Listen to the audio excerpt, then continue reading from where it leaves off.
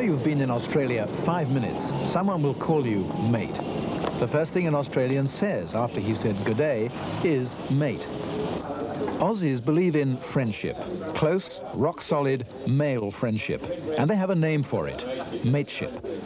They'll tell you that mateship is at the heart of Australian manhood, and that to find out what it means, you must journey deep into the world of the Aussie male. It's a journey that will take us to meet this group of mates. They work together in advertising, and they live a life of motor yachts and racing cars. Before they're through, they'll have a brush with death, and we'll find out what mateship means in their world. And we'll travel into the bush to meet this bunch of mates. They're a road gang, they build expressways, and with these men, we'll see whether mateship is real in the blue-collar world of blood, sweat and beer, or whether, as some people on our journey suspect, the great Australian mateship is really just a myth. On the CBC radio network, George Negus. Yes, we're back and still on that very Australian subject of mateship. Try these thoughts for size. The male heritage, born in the bush in colonial days, nurtured in the male-dominated isolation of sheep stations and goldfields, glorified by the Anzacs, every man had his mate, his partner standing silently by his side. Well, in the studio this morning I've got a bloke that I have to describe as a mate, Mike Gibson, who I'm quite sure has got some fairly strong feelings about mateship, because I do have serious doubts about it. I think most of the doubts about mateship are raised by trendies and academics who probably, to be honest, haven't got any. Well, what sort of mates have you got? I sort of define mates in a funny way. I would define a mate as someone I could ring at 3 o'clock in the morning and say, listen, get around here quick, I'm in awful trouble. But do you actually do it? I don't. I haven't had reason. Point. We talk about mates in that way. We say that we rely upon them, but when it comes down to it, do we ever really tell our mates what we're really feeling when we are in struggle?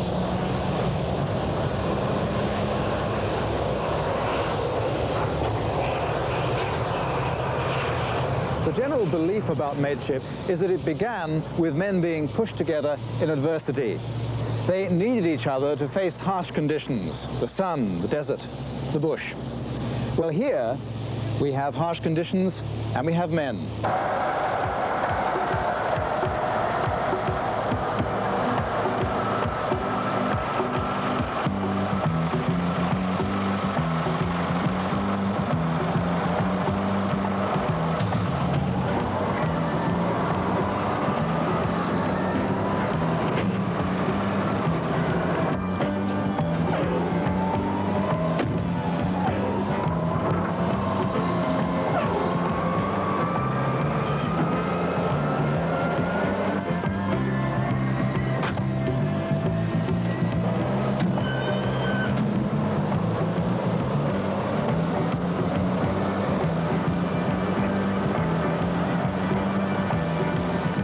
Their job is to scrape away a hill, scoop by scoop.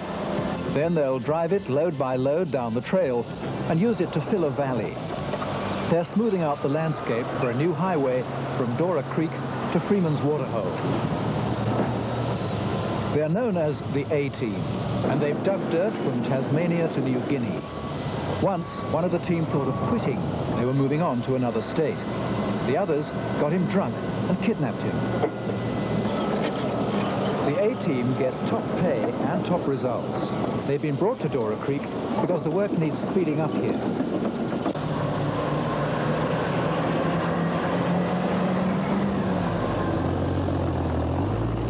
Their boss is Ken Cherokee Gillespie.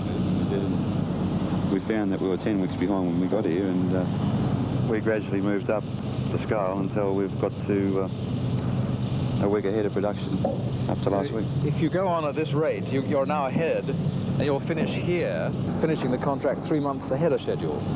Yeah, that's the trend, and that's... What do you put that down to? I mean, what's the secret of this success? Well, getting the right people surrounding you, and you know, some of the guys that I've known that come here with me when I brought them here for 8-9 years, it's just everything up, you know. We've all come along the same way, you know. We've all come out of bad families, or not bad families, but poor families, and there's no bullshit amongst us. You know, we're fair dinkum when we say something.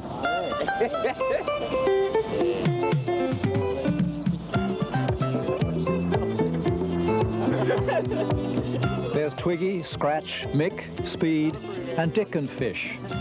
They share a lot. Scratch might be eating Speed's food, sleeping in Twiggy's digs, lending his pay to Fish, and using Dick's car. It's understood in the team that if you need your mate's car, you just take it. If you fancy his lunch, you just point.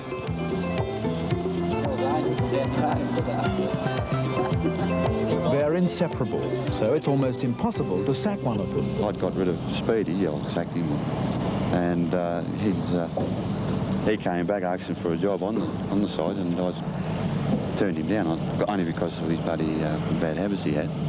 And we got in the pub one night, and with the blokes, and they came to me and said, "Well, how about we put him back on?" And I said, "No, there's no way I'm going to put him on." And so they come along and they said, "Well, you know, why not? You know, what's your problem?" Because he's too bloody drunk all the time. He won't work. Bloody carries on. And they've all come to me, and like Colin's come to me and said, "Well, I'll give you my personal guarantee. You know, we'll sort him out." So then I relented, and then away he came. You know. And Did it work? Did it keep him on the job? It worked, yeah. Worked well, actually.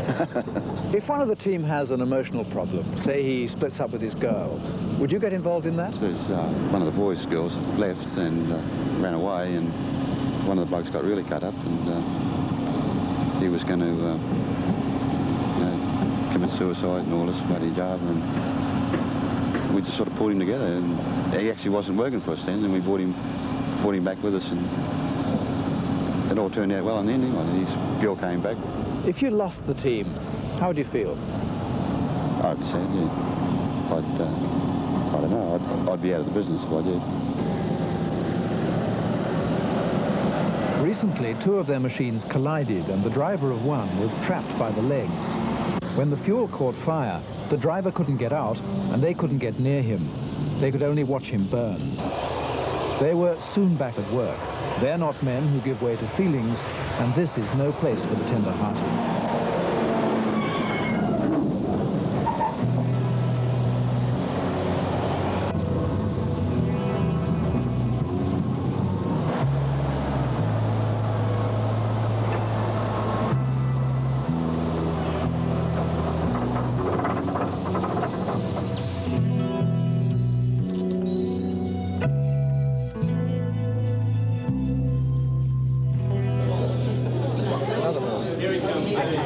Like those bands of mates in Australian history, the cattle drovers, the sheep shearers, the gold diggers, they're often men without women. But some have girls who've packed up and come with them. Okay, I'll just give you one. Look, when it comes to mates, you know, it's just relationship, and they can sort of, you know, they've got to talk to their mates just as much as what we've got to. They have to, you know, and they do. Of course they do. They do a lot. Do you think the men in the group can crown each other's shoulders, or is it only the women who can do that? No, I think they can, and I think they do. But I don't know. I've never seen it, but I'm saying they probably do. I think Ken finds his relationship with the men more important than I do. With the women? Mm. Why do you say that? I don't, because I'd like to give it all up, you know. I'd like a home, family. And he doesn't want to give it up? And a normal life, what I consider a normal life, yes. But Ken doesn't want to give it up? Oh, no, he never will. And a lot of that is because of the mateship and the gang? I'm sure it is, yes. Which is good, I don't knock it. Who's going to win in that argument? I don't see any of us winning. I see myself settling down and Ken having to go away and work so I can educate my child.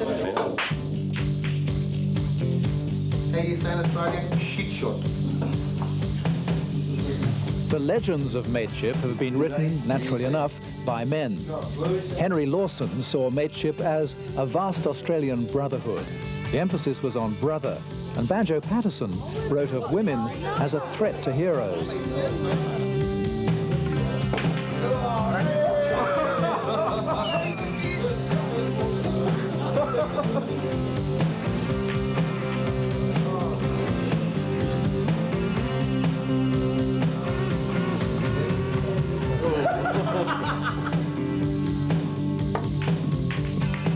Bad luck. 2 shots. In the strict code of mateship, It seems that any man faced with a choice between his mates and a woman should have no doubt where his loyalty lies.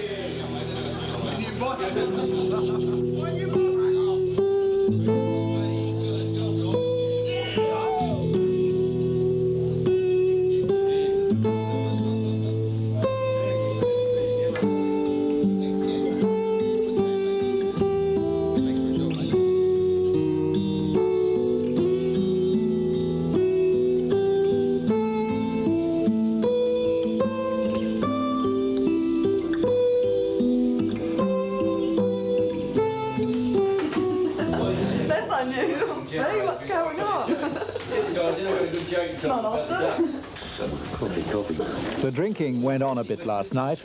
Afterwards, Scratch fell through the bathroom wall, and now Speed can hardly smoke his breakfast. But Cat is there to mother them, like Snow White and the Seven Dwarfs. Barry or Jack's on today. Straw? Want some breakfast? No. Oh, mate. I feel like I've had all the breakfast, you know. I've probably had. Real late.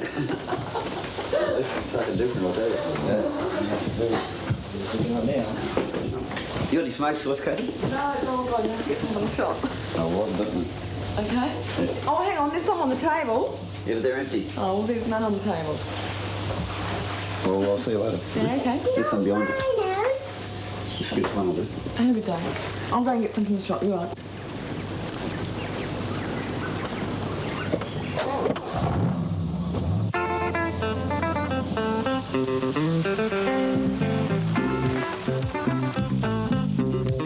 Off to the job, and it's going well. They're the top team. They're shifting a lot of dirt.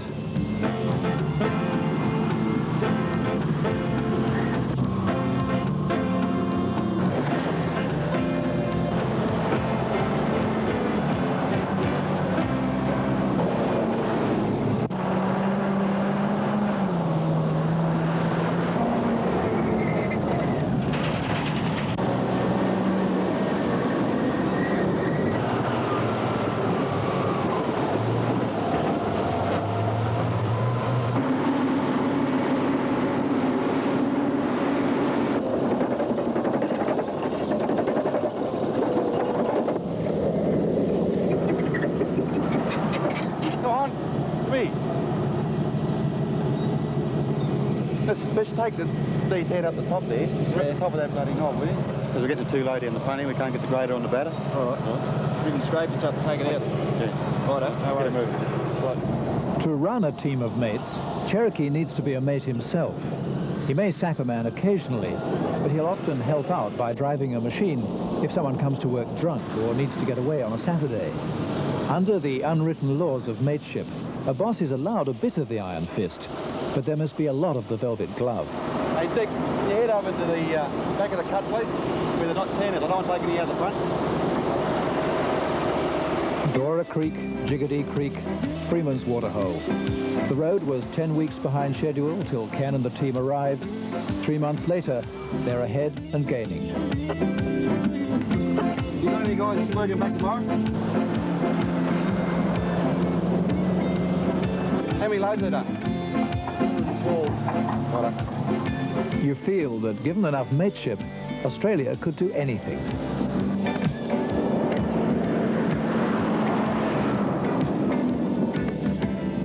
It's an unspoken code, mateship, very difficult to talk about. You might go somewhere you don't know many people, but there's always, you know, we can do our own thing and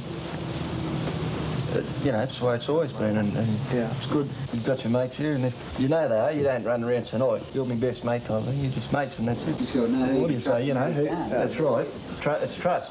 Say I was in Perth, stuck, you know, no money. I could ring up anyone here and have money there if they had the money on them. Or we could get hold of it. Anyway. Yeah, if they never had it, they'd soon get it. Or they'd go and borrow it off one of the other blokes. It'll be there the next morning. And they wouldn't even know what you wanted one for. If you want to get the test for a week or something, you had no money, they'll still send it to you. Just to do that with.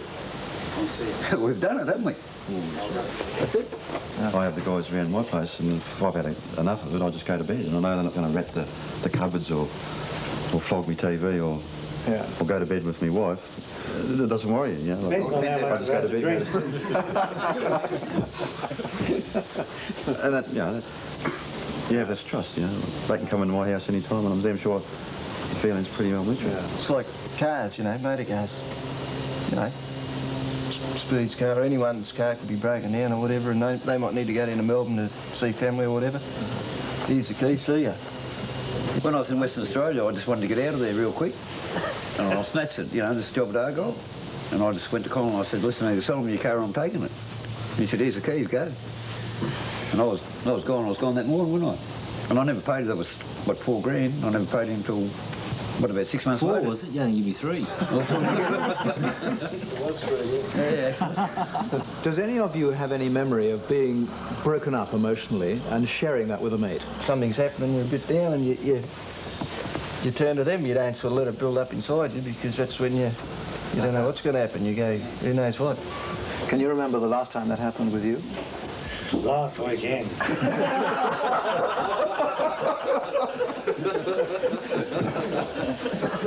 So you're saying that a man's best friend is another man? Put 100 men in the camp together, and they won't have a cross word hardly, except when, you know, full of piss or something like that. But you put women in the caravan park on a camp job, and they're going to bitch and whinge about, oh, my husband should be doing this, and my old man should be doing that, you know, and why is he getting all the overtime, why isn't he? And I've heard it done. It's never happened to me, but I've seen it happen that many times. And then the women start fucking fighting and get the blokes fucking blowing, you know? Look at that camp at Argyle. Yeah. That was about one of the only camps you can go into with about 20 Sheilas and about 800 blokes. And it was just a big balls up, because 824 don't go. Yeah.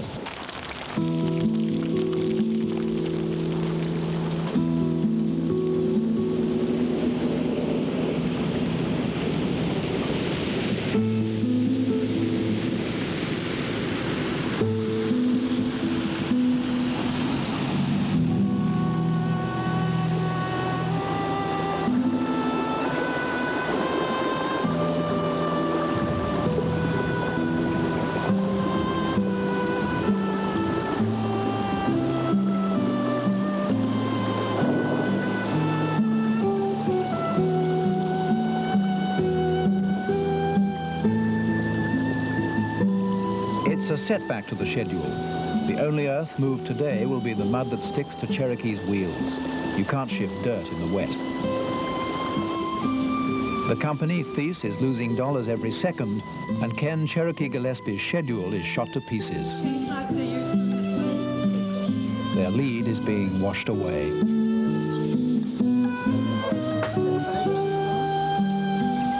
Put it into 7322.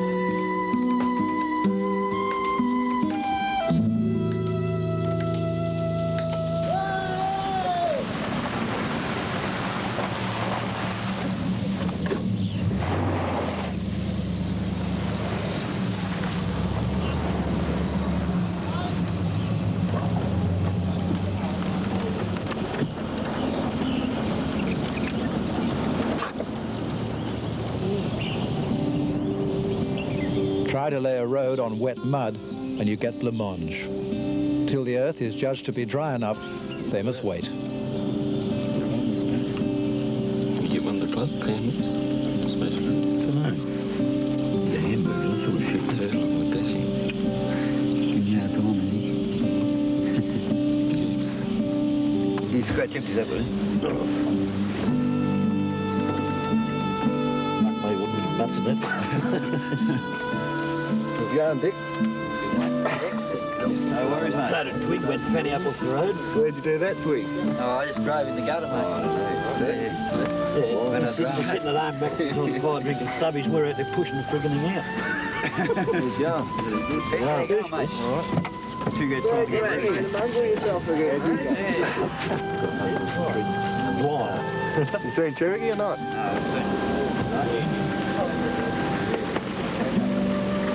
Here comes the decision. It's either back to work or quit and try again tomorrow. Got news for you, Speed. No work today. Righto, let's get out of here then. Before they change their mind. Then bowl it.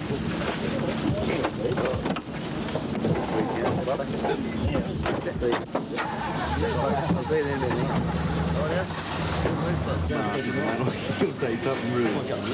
Mary, apple, very good. Give me a B. I won't ask Tommy because he'll say bastard. While they were working, they were kings. Without work, they have nowhere to go but the pub, no one to see but each other, nothing to do but drink. Yes, Tommy? He says, no, miss, no. Very good, Tommy, very good. She's amazed. The little prick never swore it up, you know. Very good, Tommy. She said, Tommy, do you know what a gnome is? Oh, of course, miss. That's the little cunts that fuck the fairies. Teaching my voice. She thought they'd have a bit of a do on what they had for breakfast that morning. Anyway, she says to Mary, what did you have for breakfast this morning, Mary? Mary says, wheat bix, teacher. She says, oh, all good. She turns around and she writes wheat bix up on the board. And she says, what did you have for breakfast this morning, Johnny? Johnny says, oh, eggs, teacher. Great eggs up on the board. She gets to Johnny. Oh, no. What did you have for breakfast this morning, Tommy? Fuck all. No, I can't write that on the board. But she thought she'd changed the subject to geography. Johnny, where's the South Australian border? He said, home in bed, fucking mum, that's why I'd fuck all for breakfast. By midnight, they're still doing what a dirt team does when there's no dirt to dig. With no work and no family, a man may be thankful for his mates. A few hours sleep, and it's tomorrow. Will the ground be dry enough to work this time?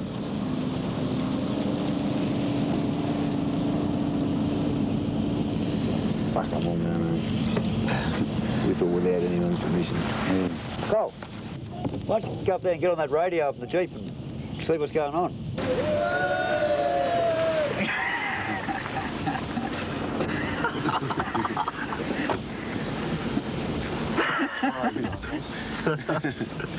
We're going back to work. Right? For the day, we are. So Straw will pick you up and take you back, all right?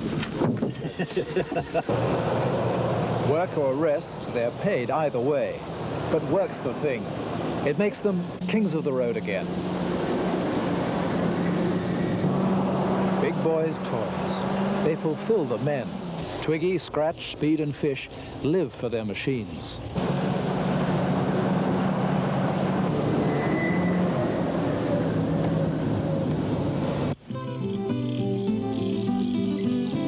The women have time on their hands, and they live for the men. They're Snow Whites, keeping house for a band of mates. I was told last night that I've been trying far too hard in the house, like cooking meals, doing the ironing. They said that it doesn't matter if they come home and I don't want to cook. But see, I've been pushing myself every day for the last 2 months to have the ironing, the washing, the beds, everything done, everything perfect. But now, bugger them. This is bugger them. Just shouldn't. Yeah. You're trying to look after too many at once. Yeah, well, I didn't realise that. You're with that. Speedy and you look after him. If you love him enough, look after him, not anybody else. So, like last night, I got it all off my chest. I got it all sorted out, attacked all the guys, told them what I thought of them, and now it's all right. I am not here for 10 or 15 guys. I'm here for one. So what keeps you there? Fish keeps me there because I love him and I don't want to leave him. I've tried leaving him and it doesn't work. Sometimes I think, you know, is it worth doing what you do? You go through a lot. But it's got to be worth it or I wouldn't be here, would I? Yeah, you do. You go through a hell of a lot.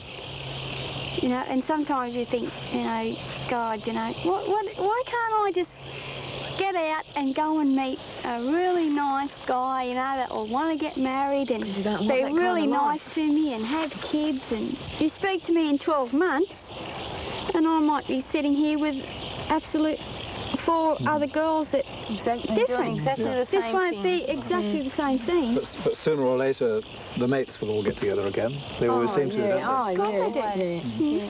Fellas are always going to stick together, always.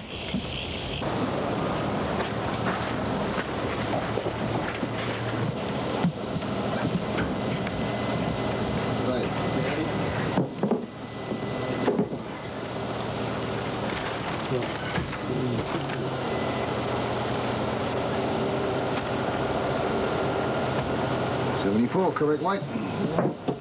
sign you a bit of paper. A little lad. The one the others once kidnapped is Fish. They took him because they were moving on to another state, and Fish's girl didn't want him to go. They got Fish drunk and shoved him in the boot of their car. So their mate woke up 500 miles away and didn't see the girl again for 6 months.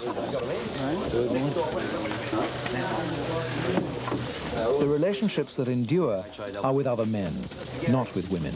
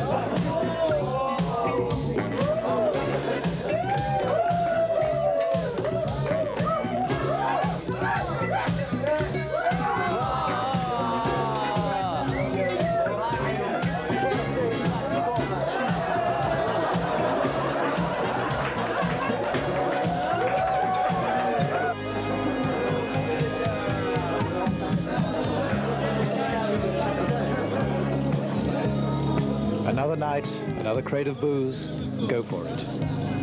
If one of those legendary men of the past were to be here, a drover, a shearer, or a digger, wouldn't he fit quite well?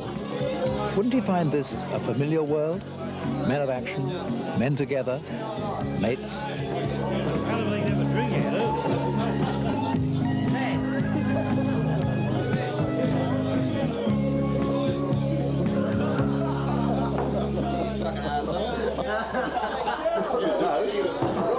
If you come to Australia and you go bush, you ignore mateship at your peril.